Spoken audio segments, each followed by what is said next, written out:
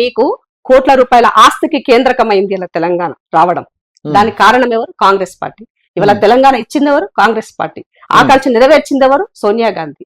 మరి ఆ విషయం చెప్పట్లేదు కదా కేటీఆర్. ఏమంటున్నాడు? తెలంగాణ ఆయనే చెప్పిండు అసెంబ్లీ సాక్షిగా, తలబెట్టి తెచ్చుకున్నాడు కేసీఆర్ అంటున్నాడు ఆయన. ఇప్పుడు చనిపోయి స్వర్గీయులైనటువంటి జయపాల్ రెడ్డి గారు ఆనాడు కేసీఆర్ గారు దీక్ష చేసిన నాడు ఏం చేసిండో బతుకుండంగా ఓ నాడు ప్రెస్ మీట్ పెట్టి చెప్పిపోయిండు పెద్ద మనిషి. ఆ వీడియోలు ఇంకా ఉన్నాయేమని చెప్పండి ఆయనకి.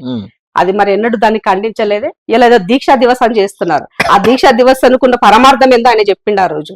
కాబట్టి ఇవాళ పదే పదే మీరు అదే తప్పులు మాట్లాడితే మీ అంత మూర్ఖులు లేరని చెప్పాలా.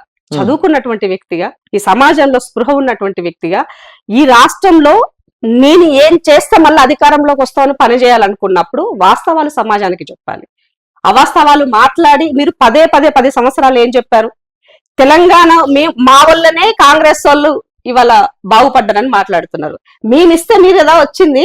రాష్ట్రం ఏర్పడాలంటే నువ్వు బయట ఎన్ని చేసినా, ఎన్ని జిమిక్కులు చేసినా ఉపయోగం లేదు. పార్లమెంట్ లో అల్టిమేట్ గా బిల్లు పాస్ అవ్వాలి. ఆ బిల్లు పాస్ అయినాడు పని చేసింది కీలకంగా ఎవరన్నదే మాట్లాడుకుంటది సమాజం. ఏ పార్టీ అనేదే మాట్లాడుకుంటది సమాజం. అదే కదా రికార్డుగా ఉండేది. మరి రికార్డులో చరిత్రలోకి ఎక్కింది కాంగ్రెస్ పార్టీయా, లేకపోతే కనీసం ఆనాడు పార్లమెంట్ లో కూడా ఉండనటువంటి కేసీఆర్ అని అడుగుతున్నాను. ఎంపీగా ఉండి నువ్వు కనీసం పార్లమెంట్ లో చర్చ జరిగితే పార్లమెంట్ కూడా పోలే. ఎంత యాక్టివ్గా ఉండాలి పార్లమెంట్ లో, ఏ నిమిషం ఏం జరుగుతుందో అన్నటువంటి ఒక దాంతో అక్కడ నువ్వు దేగకళ్ళు వేసుకొని ఉండాలి. కానీ నువ్వు అది చేయలేదే. నువ్వు బయటనే ఉన్నావు ఆ రోజు.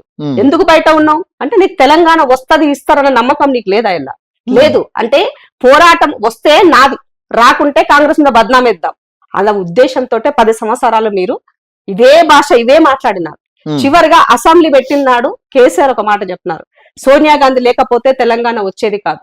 అల్టిమేట్ గా సోనియా గాంధీ వల్లనే తెలంగాణ వచ్చిందన్నది నిలబడ్డారు. మరి ఆ కృతజ్ఞత కూడా లేకపోతే ఎట్లా? తెలంగాణ ప్రజలు ఆకలి సమయంలో కారం పెట్టినా సరే ఆ పెట్టిన ఆ ముద్దను ఎవరు పెట్టిరో ఆ తల్లిని గుర్తించుకుంటది. అది తెలంగాణ ప్రజల యొక్క విశ్వాసము, తెలంగాణ ప్రజల యొక్క పద్ధతి. బట్ మీరు అట్లా కాదు. ఎందుకంటే మీరు తెలంగాణలో కాదు కదా, విజయనగరం వాళ్ళు కదా, అక్కడి నుంచి వచ్చిన వాళ్ళు కదా. కాబట్టి మీ మూలాలంతా అవే చెప్తున్నాయని తెలియజేస్తాం. కానీ ఇప్పుడు కేసీఆర్ అసెంబ్లీకి రావాలి రావాలి రావాలని మీరు కూడా చెప్పి విసిగిపోయినట్టుగా ఉంది. మరి ఇప్పుడు అసెంబ్లీకి వస్తా అంటున్నాడు కదా 29వ తారీఖు. ప్రతిపక్ష నాయకుడిగా ఆయన బాధ్యత ఆయన చెయ్యాలి, ఆయన పని ఆయన నిర్వర్తించాలి.